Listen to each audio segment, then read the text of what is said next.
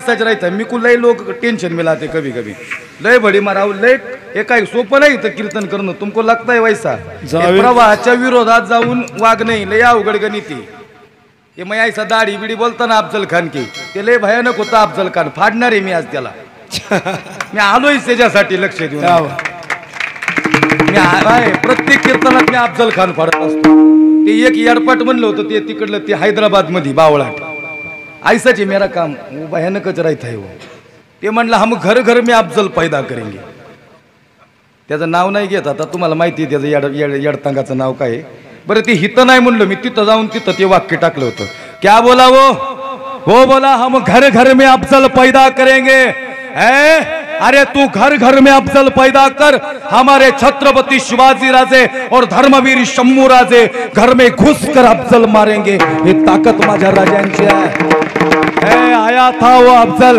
इस स्वराज्य का सपना पाले इस महाराष्ट्र के माटी में आया था वो अफजल हरा सपना पाले इस महाराष्ट्र के माटी में लेकिन मेरे छत्रपति ने घुसा दिया ये भगवा उसके छाती में भगवा म्हणजे शान आहे सांगणारे भगवा काय मराठ्याचा रुबाब काय मराठा हा शब्द बारीक नाही रुबाब आणि रुबाब काय हा मराठ्याकडून बघून बघायला आणि मग शिकायचा रुबाब काय मराठ्याकडे रुबाब आहे मराठ्याची पोरं आम्ही नाही भिणार हे मरणाला कधीच बिली नाही मराठा म्हणजे जात नाही सांगत दादा सांगतो तुम्हाला काय होता मराठा काय होता माझा शंभू राजा धर्माचं पालन करण्यासाठी काय केलं या माणसांनी अरे किती जबरदस्त आघात सोचले पण लढत राहिली ही माणसं रात्र नाही दिवस नाही किती 2-2 3-3 वाजता युद्ध झाली सळसळतं रक्ताच्या चिळकांड्या उडल्या हे आज जरी ही माती हातात घेतली ना आणि याचा सुगंध घेतला ना माझ्या रक्तानी माखलेल्या त्या बलिदानाची मावळ्यांच्या बलिदानाची माती आहे त्या मातीत बलिदानाचा सुगंध आहे आज भी या मातीत बलिदानाचा सुगंध येतो साधारण माती नाही तुम्ही आम्ही इथं जन्माला आलो ना आम्ही भाग्यवान आहे स्वामी विवेकानंद सांगतात तुला माणूस म्हणून जन्माला यायचं असेल ना या भारतात तुला जन्माला यावं लागल इथं माणूस घडतो लक्षात घ्या भारतात माणूस घडतो आणि माणूस घडवण्याची आणि तुम्हाला सांगू का खरं लई जबरदस्त काम आहे का करायची शंभू राजांची जयंती साजरी का करायची शिवजयंती साजरी का करायची कीर्तन करूनच मी माझं असं म्हणणं नाही डीजे नका लावू पोरांना आनंद घ्यायचा असेल तर धर्मवीर छत्रपती संभाजी राजांची जयंती आणि छत्रपती शिवाजी महाराजांची जयंती म्हणजे आमच्या हिंदू धर्माची दिवाळी आहे लक्षात घ्या 100% दिवाळी आहे साजरी केलीच पाहिजे राजांची जयंती दिमाखात साजरी झाली पाहिजे हे तरुणांनो डीजेवर नाचलं बी पाहिजे पण नाचत असताना ताकद राजांच्या विचाराची पाहिजे राजांच्या विचारांची ताकद पाहिजे नाही तर कधी जयंती जाताना बघतो आम्हाला बी वाटतं त्याच्यावर नाचावं काय नाचतो मावळा ती बुटाडं घातलेली असते त्यांचं ते वेगळंच चाललेलं असतंय गणित असा बेभाव म्हणून मावळा नाचतो मी बी उतरलो त्याच्या बाजूला उभा राहिलो मला वाटलं राजांच्या विचाराची ताकद यात अवतरली का काय उभा राहिलो वाटलं मला नाचावं राहिलो त्याच्या बाजूला उभा आणि त्याच्या बाजूला उभा राहिलं कळलं ही राजांच्या विचाराची ताकद नाही 1950ची ताकद जिंगार झाले मग नाचते अरे ज्योत घेऊन जायची ना हे धमक पाहिजे अंगात स्वराज्याची ताकद उर्मी आली पाहिजे अंगावर शहारा आला पाहिजे माझ्या धर्मवीर शंभू राजांचं बलिदान डोळ्यासमोर आलं पाहिजे आणि मग या अंगातून निघालेला एक एक घाम एक एक निघालेलं पाणी डोळ्यात पाणी आलं पाहिजे पाय सुजले पाहिजे ज्योत घेऊन जाताना धर्मवीर शंभू राजा छत्रपती शिवाजी राजा तानाजी मालुसरे बाजीप्रभू देशपांडे शिवा काशीद हंबीरराव मोहिते यासाठी अनेक माणसं आपल्या डोळ्यासमोर आली पाहिजे ज्यांनी कोणत्याही जीवाची पर्वा न करता या भगव्या आणि या स्वराज्यासाठी बलिदान दिलं ही माणसं डोळ्यासमोर आली पाहिजे आणि मग जयंती साजरी होईल माझ्या राजांची मग होईल धर्माचं पालन मग आले पाहिजेत अंगावर शहारे आणि मग आठवतं जीवन आम्हाला आमच्या शंभू राजांचं हा धर्मवीर शब्द हा राजकारणातला बोलत नाही राजकारण्यांनी त्याच्यावर खुशाल राजकारण करावं पण धर्मवीर आमचा शंभू राजा होता जोपर्यंत चंद्र सूर्य आहेत तोपर्यंत धर्मवीरच राहील लक्षात घ्या धर्मवीर होता तो कशासाठी भांडणं करायची आपण म्हणायचं का ह्यो म्हणतो धर्मवीर नाही ह्यो म्हणतो धर्मवीर आहे हे कुणासाठी म्हणायचं ते एकाने मला फोन केला त्या दिवशी मला म्हणलं ते 65 किलोची तलवार वागवतो त्याचं नाव यसाजी हे असं आहे म्हणले ते वाक्य लय फिरतंय म्हणले हे खरं आहे का मी म्हणलं तू कुठल्या देशात नाही बोलतोयस ते म्हणलं महाराष्ट्र म्हणलं बावळाटेस का काय म्हणलं तुला एवढी अक्कल नाही का म्हणलो? आपल्या माणसाने उचलली नसेल, बनवली असेल ना, का वरतो माग माणसं? आपल्या ह्याच्यातला माणूस, स्वराज्यातला माणूस होता, 65 कलोची तलवार असेलही. आम्ही नाही बघितली गाड्या, आम्ही इतिहासात वाचली, नाही बघितली आम्ही, पण असली उचलली नसेल पण बनवली असेल ना, मग आमच्या माणसात शौर्य होतं ना, मग आमची माणसं का माघारी वळायची? आम्ही का नाही म्हणायचं? धर्मवीर म्हणजे काय? विशिष्ट धर्मासाठी काम केलं म्हणून धर्मवीर नाही, स्वराज्यासाठी, भगव्यासाठी, या राष्ट्र धर्मासाठी काम केलं म्हणून धर्मवीर आहेत शंभूराजे. आणि त्या सदैव राहतील, लक्षात घ्या, प्रत्येकाच्या हृदयात राहतील.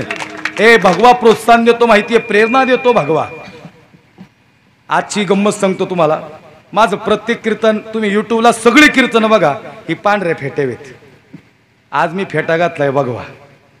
आज तसा कोइन्सिडेंटली झालं गणित. ते माझे परममित्र आहेत, परमस्नेही परममित्र, महाराष्ट्रातील नामांकित कीर्तनकार आहेत.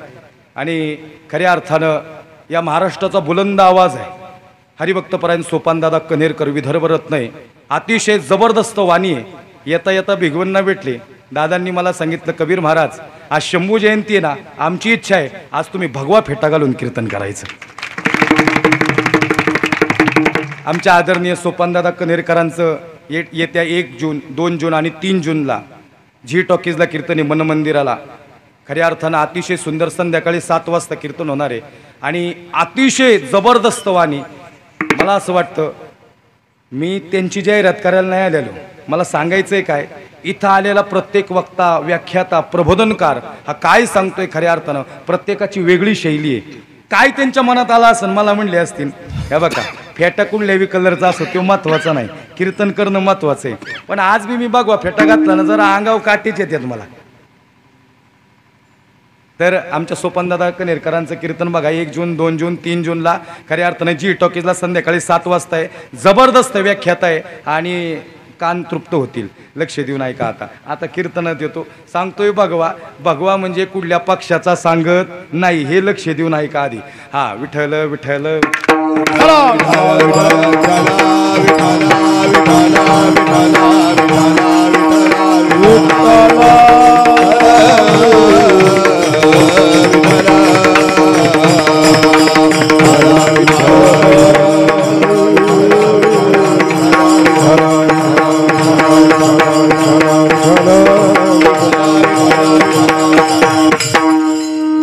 काय केलं कार्य नेमकं ह्यांनी? हे थोर महात्मे होऊन गेले, विचार त्यांचे पहा जरा, आपणही त्यांच्या सम व्हावे हाच बोध सापडे खरा. आपण त्यांच्या सम होण्याचा प्रयत्न केला. 7.5-8 वर्षाचे होते शंभूराजे. तह झाला पुरंदरचा, तर 23 किल्ले गेले. मिर्झा राजे जयसिंगाने या ठिकाणी सांगितलं छत्रपती शिवाजी राजांना, राजा तुमचे पुत्र आमच्याकडे ओलीस राहतील, शंभूराजे ओलीस राहतील. 8 वर्षाचा आहे, काळजाचा तुकडा आहे. आपलं थोडंसं लेकरू बाहेर गेलं आणि एखादा 2-4 तास जर नाही आलं तर काय होतं? पण ह्या राज्यात नाही, तिकडं जाणार होतं लेकरू. राजांनी सांगितलं हे करावंच लागल का? मिर्झा राजांनी सांगितलं हे करावंच लागल म्हणले. 7-7.5-8 वर्षाचे होते. राजे विचारतात, शंभूराजे ओलीस राहायचंय? शंभूराजे विचारतात, राज आबासाहेब तुमचा पुत्र आहे, मी वाघाचा पुत्र आहे, तुम्ही मला विचारणं योग्यच नाही. सगळ्यात जबरदस्त शौर्य होतं शंभूराजांचं. असं शौर्य होतं तुम्हाला सांगू का, 14व्या वर्षात बुद्धभूषण लिहिलेला आहे. हा संस्कृत मधला ग्रंथ आहे, अवघड आहे. लक्ष देऊन ऐका. आपली पोरं काय टपऱ्या मारत किती वयात बसतात हे आपल्याला माहिती आहे. आता काय करायचं, धर्मवीर छत्रपती शंभूराजांच्या जयंतीतून काय शिकायचं हे महत्वाचं आहे.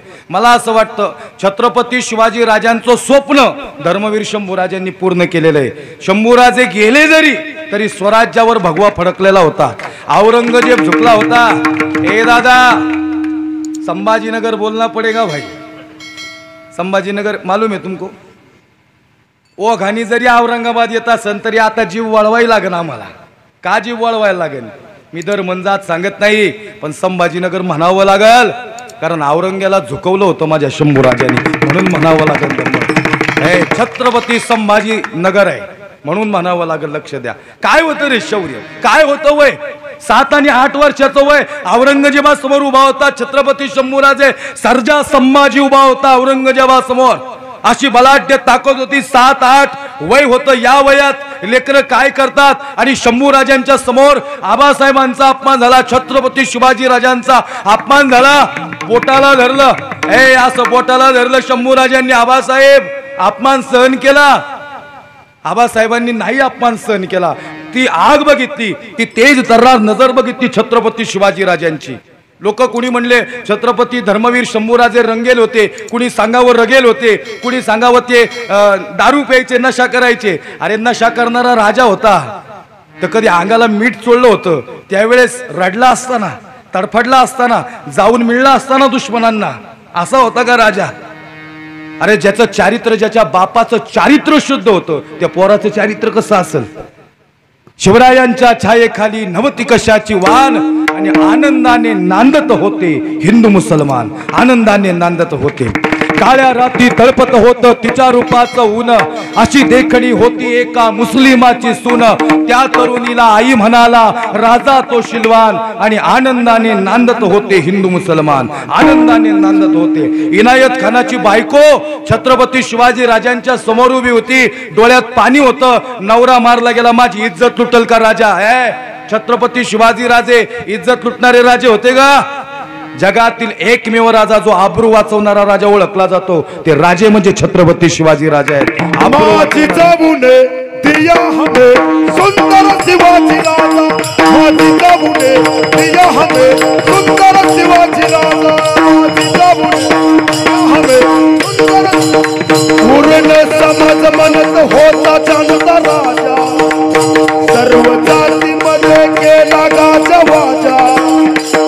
माझी जाऊने दिया हमें सुंदर शिवाजी, माझी जाऊने दिया हमें सुंदर शिवाजी राजा, माझी जाऊने शिवाजी राजा, माझी जाऊने शिवाजी.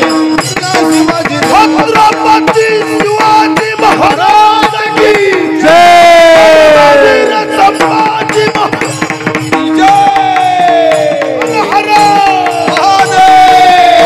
जय हो.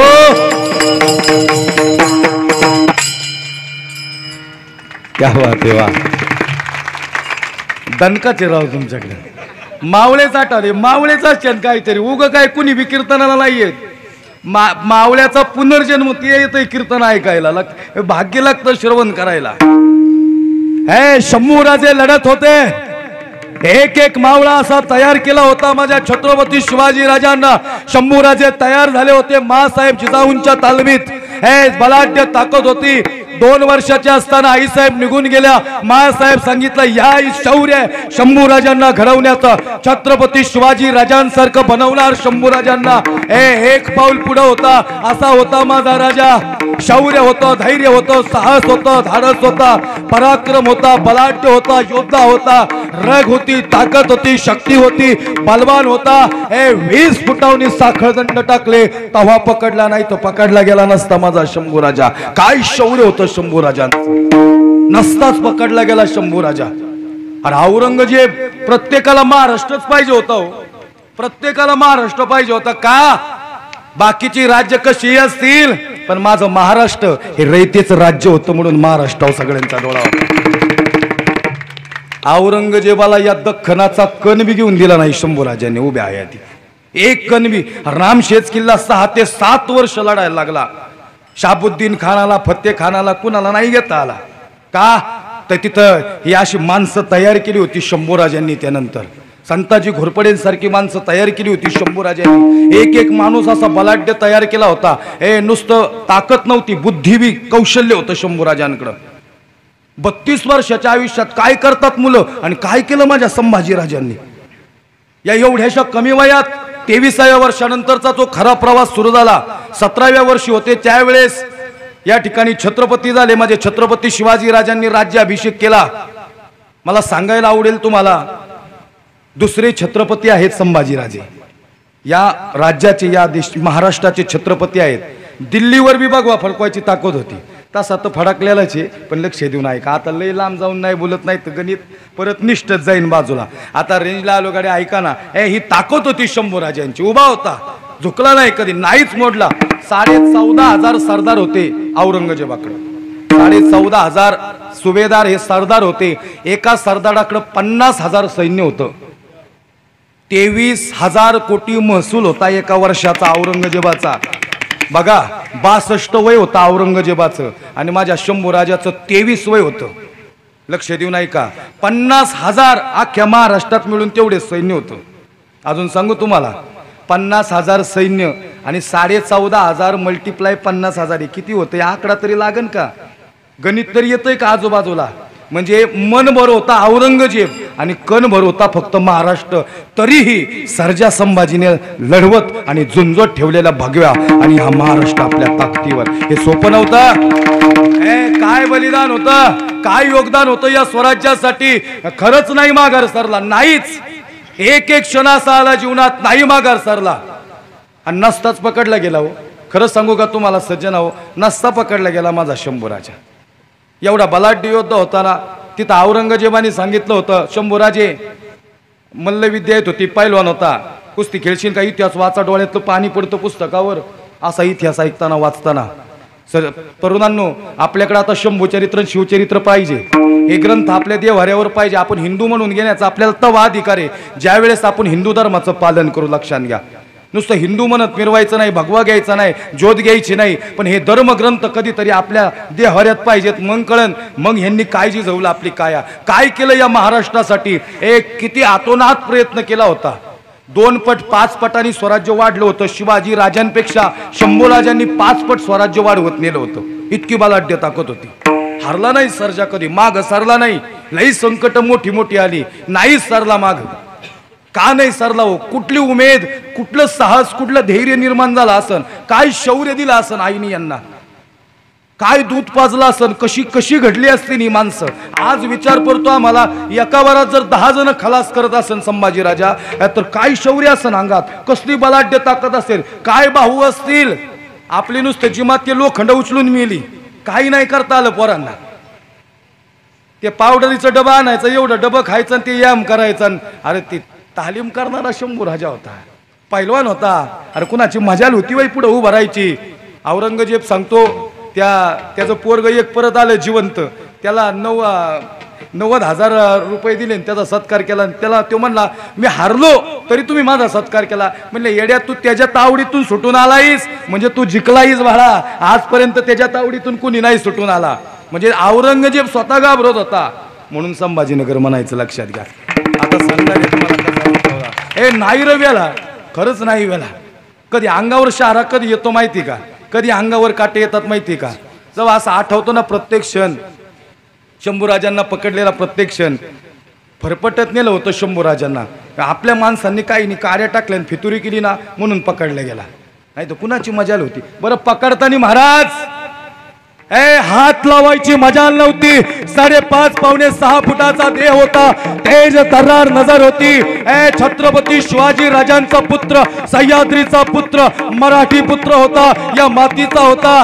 भिणार होता का, घाबरणार होता का? असा उभा होता मान वरती करून. कवी कलश बरोबर होता, पकडला गेला होता शंभूराजा. कुणाची मजाल नव्हती हात लावायची. दुश्मन धसावत होता पुढे यायला.